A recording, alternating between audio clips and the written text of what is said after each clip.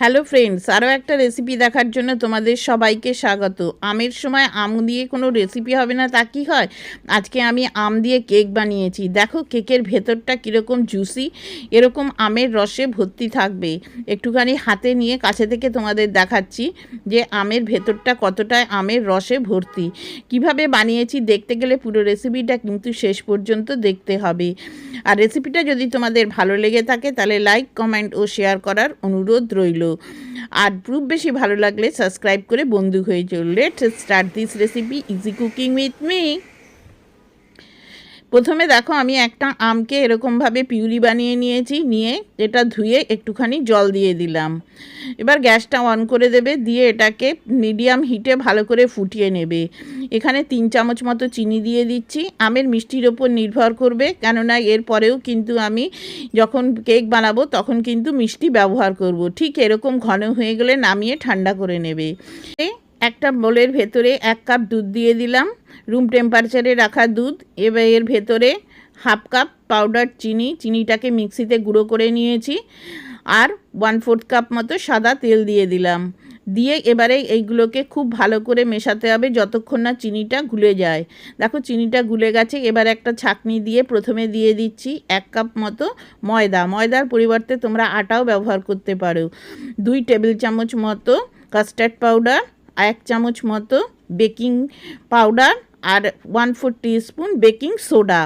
আর এই রেসিপিটা তৈরি করতে আমি কোনো ডিম বা দই কিন্তু ব্যবহার করিনি। তা সত্ত্বেও কিন্তু কেকটা এত সফট হবে যে তোমরা হাত দেখলেই বুঝতে পারবে। এবারে একই ডিরেকশানে এটাকে খুব ভালো করে মিশিয়ে নিতে হবে যেন কোনো লাম্পস না থাকে। 1 চিমটি মতো লবণ দিয়ে দিলাম ব্যালেন্সিংয়ের জন্য। এবারে যে আমের পিউরিটা বানিয়ে রেখেছিলাম সেটা একদম ঠান্ডা হয়ে গেছে। এখান থেকে 5 চামচ মতো আমি এর ভেতরে দিয়ে দিচ্ছি। এইটাকে এরকমভাবে দিলে পরে কি হবে, তাহলে কেকটা অনেক দিন পর্যন্ত কিন্তু রাখা যাবে। যদি এমনি আমের পেস্ট তুমি এর ভেতর দিয়ে দাও তাহলে কেকটা কিন্তু বেশি দিন থাকবে না, নষ্ট হয়ে যাবে। সেই জন্য যদি একটু এরকমভাবে দাও একটুখানি গরম করে, তাহলে দেখবে যে কেকটা অনেক দিন রয়েছে। এবারে এখানে ম্যাঙ্গো এসেন্স নিয়েছি, ম্যাঙ্গো এসেন্সের 4-5 ফোঁটা এর ভেতর দিয়ে দিচ্ছি। না থাকলে একটু এলাচের গুঁড়ো তোমরা দিতে পারো। দিয়ে আবারও ভালো করে একটু মিশিয়ে নিচ্ছি। ব্যাটারটা দেখো ঠিক এরকম হবে। দেখো এবারে এখানে বেকিং পাউডার আর বেকিং সোডাটাকে অ্যাক্টিভ করার জন্য 1 চামচ মতো আমি ভিনিগার দিয়ে দিলাম। যেহেতু আমি দই ডিম কিছুই ব্যবহার করিনি, সেই জন্যে এইটা ভিনিগারটা দিলে পরে কেকটা কিন্তু খুব ভালো ফুলবে। এবার আর বেশিক্ষণ রাখা যাবে না। দেখো ঠিক ব্যাটারটা এরকম হয়েছে। এরকম খুব মোটাও হবে না, আবার খুব পাতলাও হবে না। এবারে এরকম একটা কেক টিন নিয়ে নিয়েছি, নিয়ে এরকমভাবে কাগজ দিয়ে দিয়েছি, দিয়ে প্রত্যেকটার ভেতরে আমি 1 হাতা করে দিয়ে দিচ্ছি। পুরোটা কিন্তু ভর্তি করবে না, তাহলে কিন্তু কেকটা ফুলবে, তখন কিন্তু ওপরে উঠে আসবে। দেখো সবগুলো দিয়ে দিয়ে একটু ট্যাপ করবে।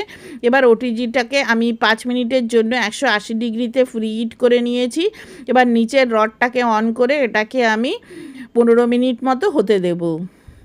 15 মিনিট পর দেখো এটা হয়ে গেছে এবং সম্পূর্ণ ঠান্ডা হয়ে গেছে। এবার এটাকে এরকমভাবে আমি বার করে নিচ্ছি। এবারে কিভাবে এর ভেতরে আমি আমের জুসটা দিয়েছি সেটা দেখো। এরকমভাবে আমি সবগুলোকে এরকমভাবে সাজিয়ে নিলাম। কেকটা কিন্তু সম্পূর্ণ ঠান্ডা হয়ে গেছে। এবারে দেখো এরকম একটা নজল দিয়ে ঠিক এরকমভাবে গোল করে এটাকে এরকমভাবে কেটে নেবে। দেখো যেভাবে দেখাচ্ছি, এবার একটা ছুরি দিয়ে এটাকে এরকমভাবে বার করে নেবে গোল করে। এইবারে দেখো কত সুন্দর গর্ত হয়ে গেল এবং কেকের ভেতরটাও তোমরা দেখতে পাচ্ছ কত সুন্দর তৈরি হয়েছে। এবারে যেটা যেরমভাবে কাটবে ঠিক তার পাশে কিন্তু এটা সেরমভাবে রাখবে, না হলে কিন্তু এটা কভার করতে অসুবিধা হবে। দেখো সবগুলো আমি এরকমভাবে কেটে নিয়েছি। এবারে যে আমের পিউরিটা আমি করেছি সেই আমের পিউরিটা প্রত্যেকটার ভেতরে এরকমভাবে দিয়ে ভর্তি করে দিতে হবে। যখন বাচ্চারা খাবে তখন কিন্তু এই আমের পিউরিটা ওদের মুখে পড়বে এবং ওদের খেতেও কিন্তু বেশ ভালো লাগবে। এর পরিবর্তে তোমরা কিন্তু এখানে চকলেটও দিতে পারো। এবারে ঠিক এইটাকে এরকমভাবে চেপে এটাকে এরকম বন্ধ করে দেবে। দেখো একদম কত সুন্দর একটা কাপ কেক তৈরি হয়ে গেল। সবগুলো বন্ধ করে নিয়ে এবার আমি এখানে একটুখানি, যাতে এটা বোঝা না যায় যে ঘরে কাটা আছে, এই জন্যে এরকমভাবে একটুখানি হুইপড ক্রিম দিয়ে কেকটাকে ডেকোরেশন করে দিচ্ছি। বাচ্চাদের খেতেও ভালো লাগবে এবং দেখতেও ভালো লাগবে। দেখো ঠিক এই রকমভাবে ডেকোরেশন করে নিয়েছি, ওপর দিয়ে একটুখানি স্প্রিঙ্কেল করে দাও। কত সুন্দর তৈরি হয়ে গেল আজকে এরকমভাবে কাপকেক। আজকের এই রেসিপিটা তোমাদের কেমন লাগলো তা কিন্তু জানাতে ভুলো না, আর বাড়িতে অবশ্যই একবার বানিও। আর দেখো এবারে এরকমভাবে কাটলে ভেতর থেকে ঠিক এরকম আমের জুসটা বেরিয়ে আসবে। আজকের এই রেসিপিটা যদি ভালো লাগে তাহলে লাইক, কমেন্ট ও শেয়ার করার অনুরোধ রইল। আর খুব বেশি ভালো লাগলে সাবস্ক্রাইব করে বন্ধু হয়ে যেও। পুরো রেসিপিটা দেখার জন্য তোমাদের সবাইকে ধন্যবাদ।